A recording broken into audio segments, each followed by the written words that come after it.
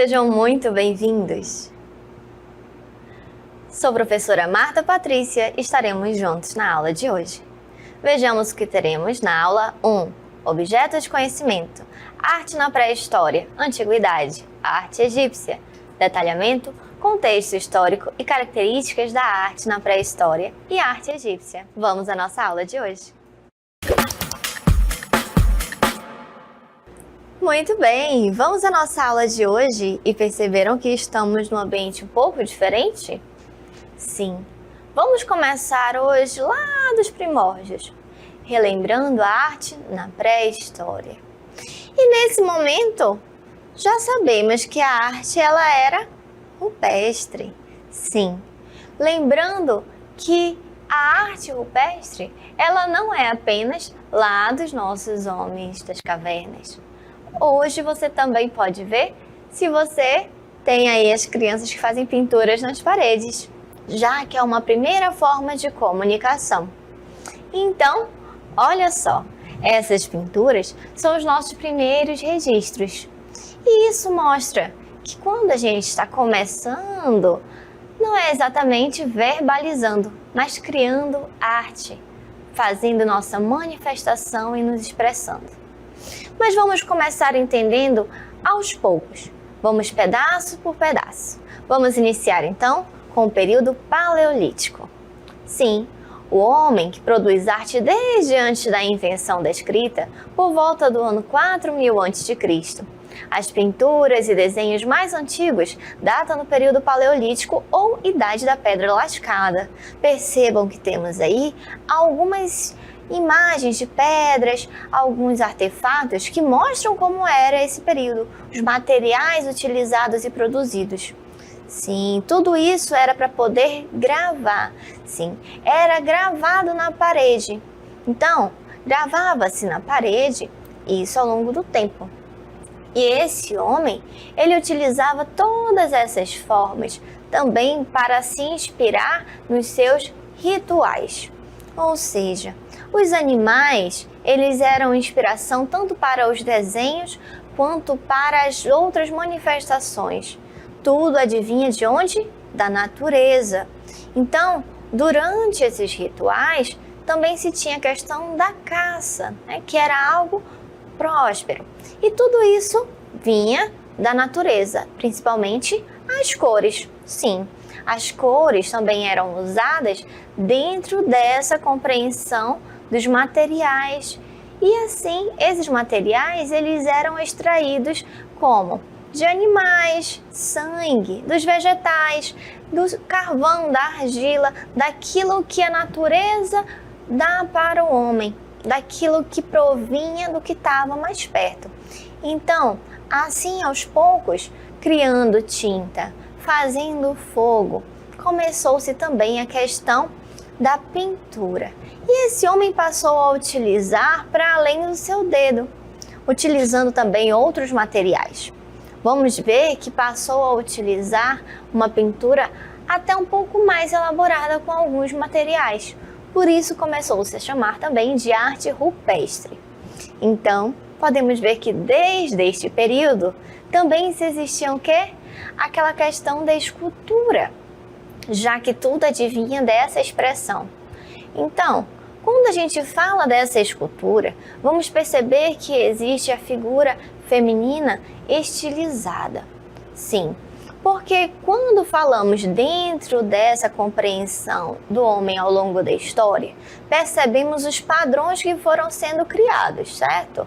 O que acontece é que esses padrões, eles foram avançando, mudando ao longo da história, conforme nós fomos evoluindo. E claro, tem o contexto histórico daquilo que se acreditava dentro da questão religiosa ou espiritual. Dessa forma, quando falava-se da questão da mulher, falava-se também dessa questão da fertilidade, entendendo que a mulher ela precisava ali trazer uma força, mas ao mesmo tempo uma suavidade. E que tudo isso vinha onde? Na sua silhueta, nos seus quadris, nos seios. Claro, dentro daquela concepção que precisava o homem prover e a mulher trazer bons filhos.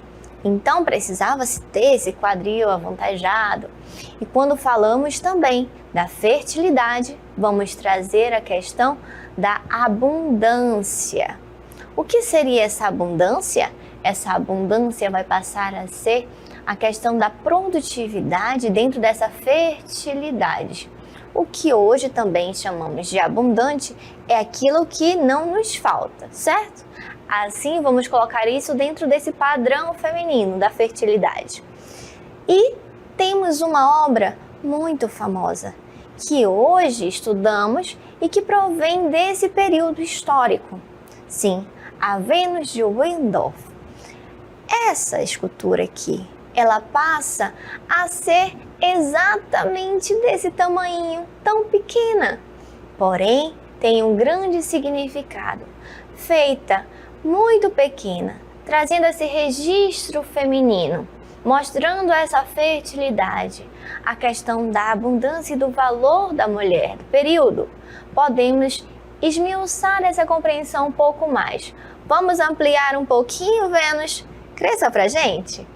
Olha só, vamos ver que ela tem uns detalhes um pouco diferentes dos padrões atuais, certo? A Vênus mostra pra gente que não precisa a gente estar seguindo certos padrões. Você tem a sua beleza. E também vamos aprender com a Vênus que tudo parte do corpo feminino. Todos nós precisamos da mulher para estar aqui. E antigamente, historicamente, tinha-se um cuidado com essa feminilidade, porque era a partir desta mulher que tudo começava, dentro do seu povo, para construir uma história, para organizar a sociedade. Então, muito obrigada, Vênus, por trazer aqui tudo isso que aprendemos hoje. Mas também vamos ver que talvez esses sejam os primeiros registros de uma divindade feminina.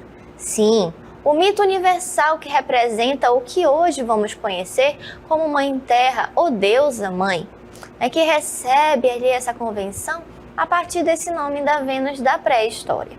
E, claro, tudo isso é como conversamos, esse papel da mulher que se coloca numa sociedade de forma importante, tratando assim esse olhar da sociedade como uma sociedade matriarcal. Ok, vamos avançando para o próximo período Neolítico. Sim, agora a gente vai perceber que esse homem, ele passa a ter outras habilidades. E assim vamos avançando e vendo que esses aspectos rudimentares que ele construía e passava a fazer algumas invenções com a natureza já não são tão básicas assim. Ou seja, começou-se a apurar isso. E claro, trazendo também tudo advindo da natureza. Então, no período neolítico, o homem deixou de ser um nômade e passou sim a querer viver em sociedade, formando pequenas vilas e, claro, criando ali uma sociedade, trazendo um outro olhar. Nesse período também vamos chamar de Idade da Pedra Polida. Claro que esse homem ele começou também a ter um olhar para aquilo que ele extraía da natureza. Então, foi nesse período que começou-se a questão de domesticar animais e assim cultivar alimentos. Então, esse homem passa a trazer também um outro olhar para aquilo que ele está construindo, trazendo dessa forma um olhar também para aquilo que era misterioso e trazendo também outras formas de monumentos, sim. Alguns desses monumentos que eram colocados como pedras, que passou-se a ter ali um formato e que se usava de uma mesa, usava-se para utensílios. Então, na Inglaterra, por exemplo, vamos perceber que isso tudo passou por esse olhar das obras arquitetônicas. Por exemplo, temos também a questão de observar que nesse período ocorria a questão também de uma espécie de altar, a construção de altares.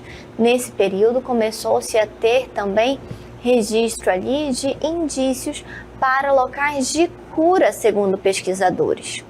Então, é possível perceber como o homem foi avançando. E claro, tudo isso a partir das artes, da sua manifestação, da forma de expressar. Até aqui, vimos que esse homem ele estava procurando formas também de criar esculturas, trazendo manuseios e, claro, para trazer soluções para aqueles problemas do cotidiano. Assim vão começar a surgir os metais. Então vamos para a idade dos metais. Sim, esse foi um período importante.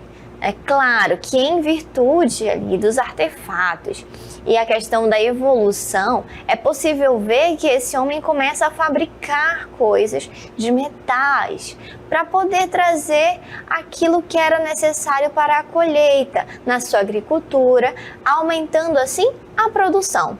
Então, eram feitos objetos com cobre, bronze, ferro, e tudo isso também era para se trazer coisas voltadas para o campo. Então, vamos lembrar que nesse período era uma forma de tirar tudo que a natureza podia nos dar, seja para pintar, seja para nos alimentar, seja para poder interagir, desenvolver, criar. Então, tudo era a partir da natureza, ou como vimos há pouco, da Mãe Terra. Mas quer dizer que eles só ficavam fazendo esculturas, pintando, e os rituais ficavam adorando as coisas? Ora, vamos começar a ter um olhar então para a nossa voz, que começa a evoluir com a música. Sim, nesse período vamos ter a música na pré-história. E esse ser humano começa a produzir uma música dentro dessa necessidade também de comunicação, utilizando tudo aquilo que ele já estava elaborando. Então vamos começar a ver que ali alguns instrumentos começam a surgir.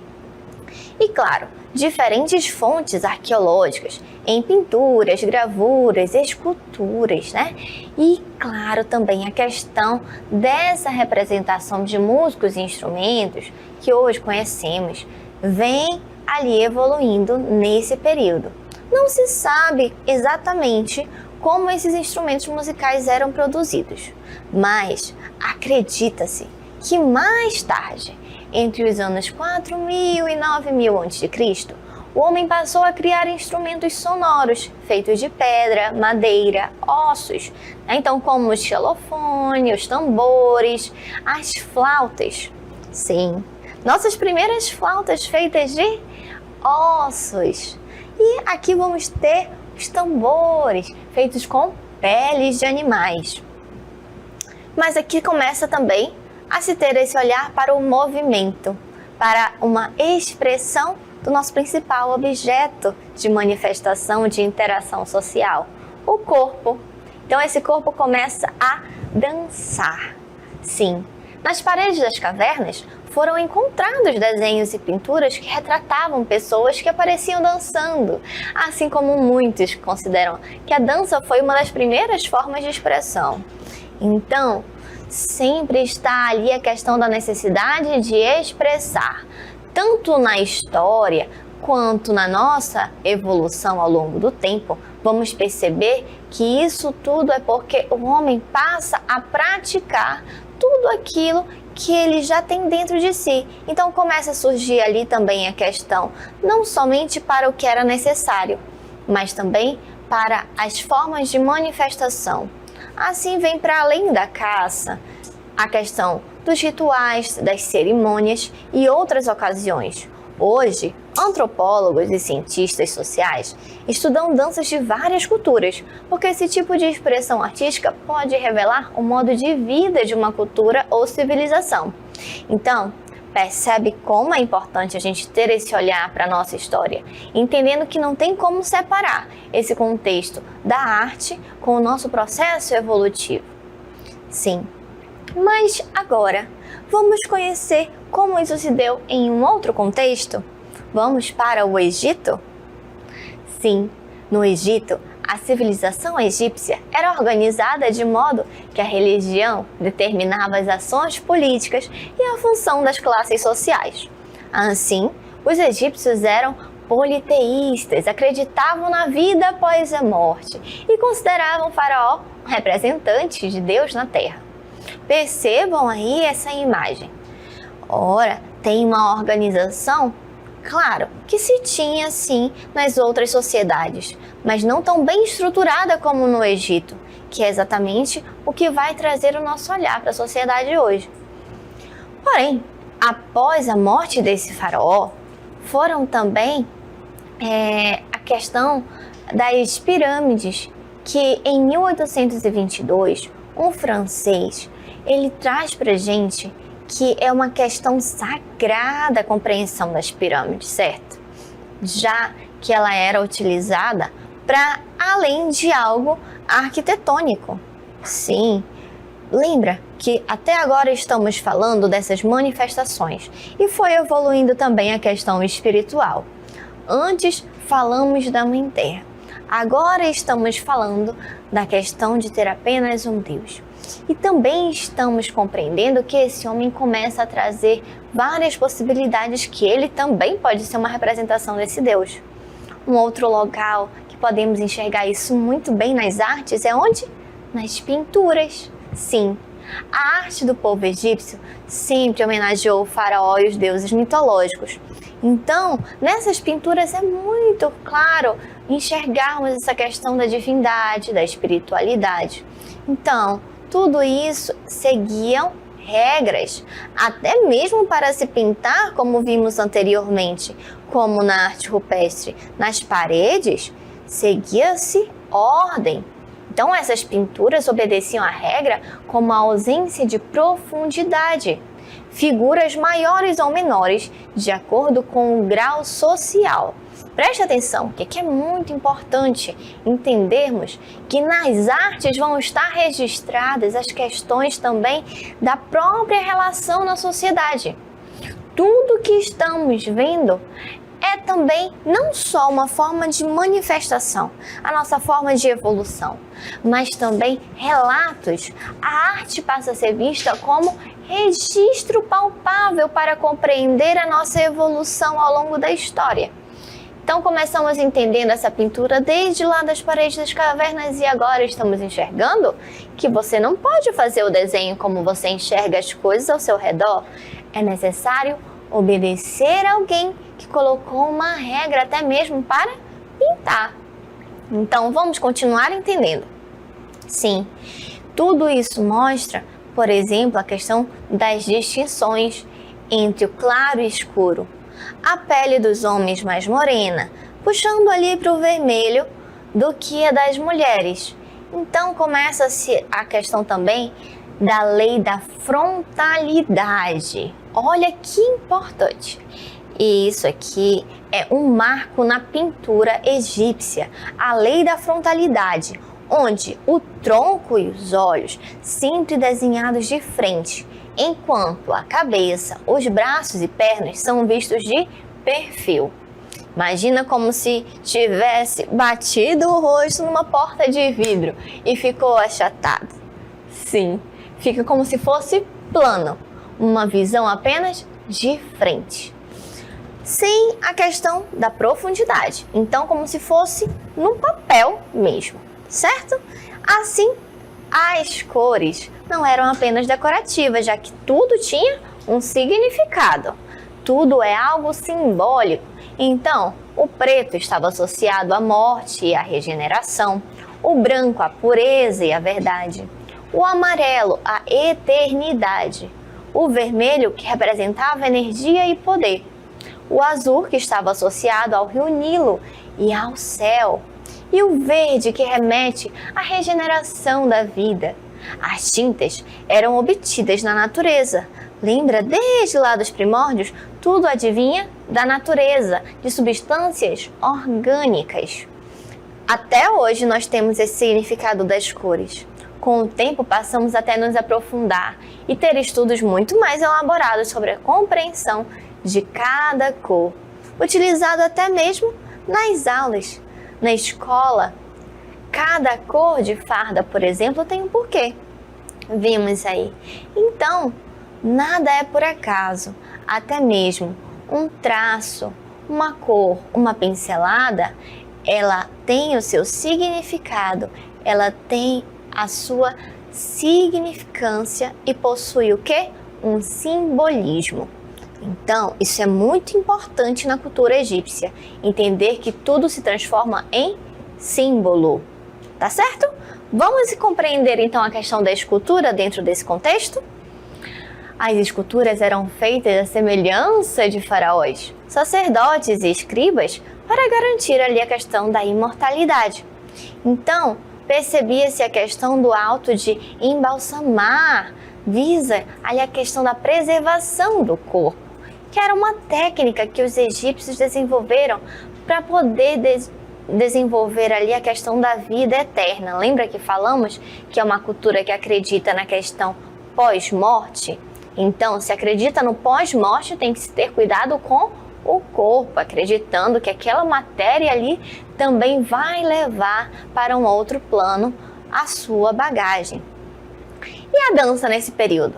Sim, a dança no Antigo Egito era atribuída também aos deuses, trazendo a questão dos rituais, por exemplo, os rituais de fertilidade. Iniciava-se com as mulheres, depois tinha-se a questão do ritmo, trazendo as batidas, as palmas.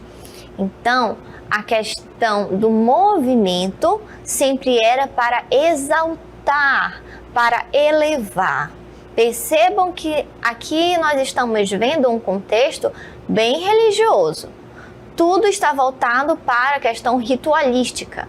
Então, esses rituais, eles traziam sempre esse movimento dentro, até mesmo desse olhar da mulher, da fertilidade, num contexto espiritual.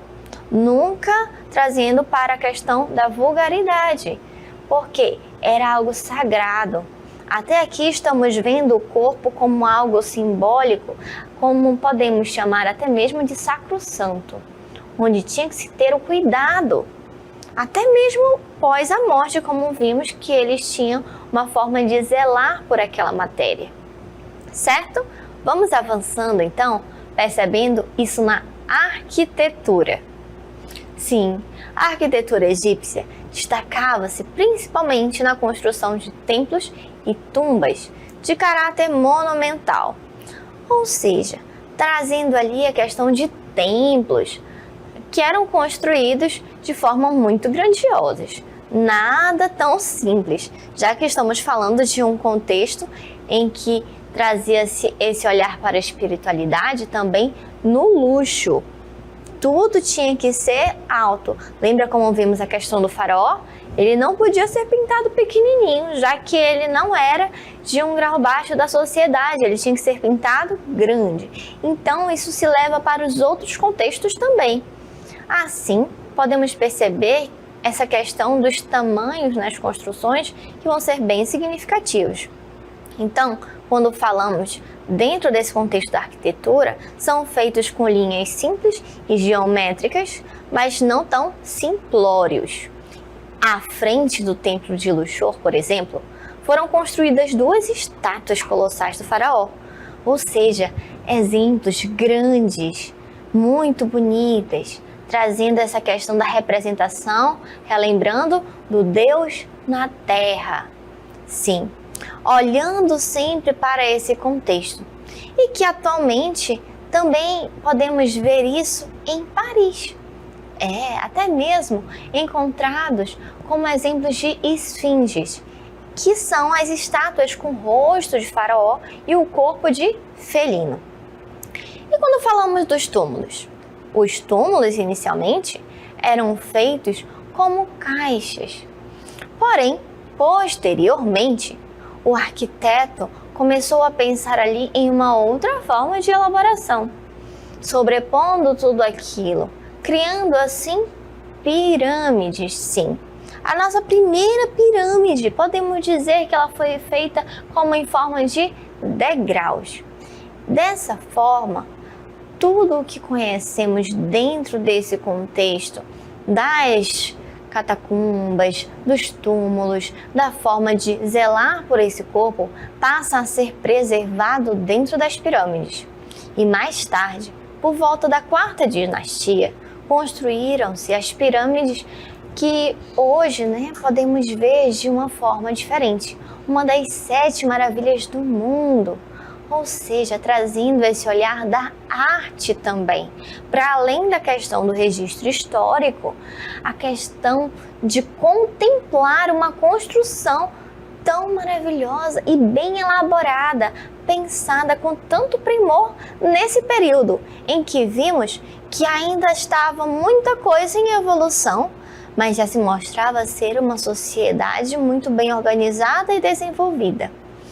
E como também já conhecemos, temos algumas pirâmides egípcias que vocês já devem ter ouvido falar. Famosas pirâmides de Quéops, a pirâmide de Quefren.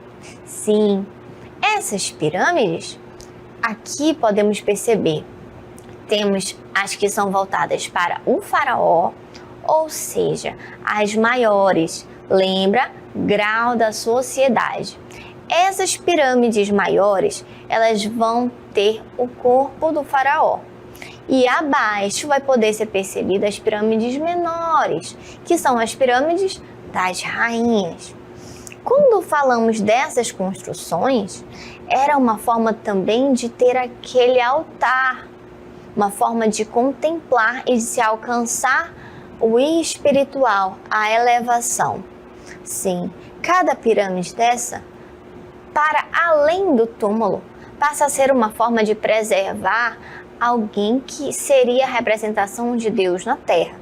Então, eles passam também a ter um cuidado dessas pirâmides como forma de altar, respeitando, sendo assim, para além de uma arquitetura, sendo um lugar que cuidava do pós-morte. E todas essas pirâmides, elas estão construídas a oeste do rio Nilo, pois já que acreditava-se na questão dos mortos, que tinha-se a questão dos espíritos, o sol se punha a oeste. Então todas essas pirâmides, elas foram construídas a oeste, onde o sol se punha. E assim acreditava-se que eles iam para o mundo dos mortos e lá ficavam bem guardados. Interessante essa curiosidade e também muito importante entender que tudo isso fala um pouco de como estamos estruturados atualmente. A nossa sociedade, ela também é feita de arte. Estamos desenvolvendo a nossa história e deixando registro através das nossas manifestações artísticas. Cada vez que criamos uma forma de fazer arte, de manifestar aquilo que pensamos, ou até mesmo como criamos algo, estamos deixando registrado uma parte da nossa história. E assim, chegamos ao final da nossa aula de hoje.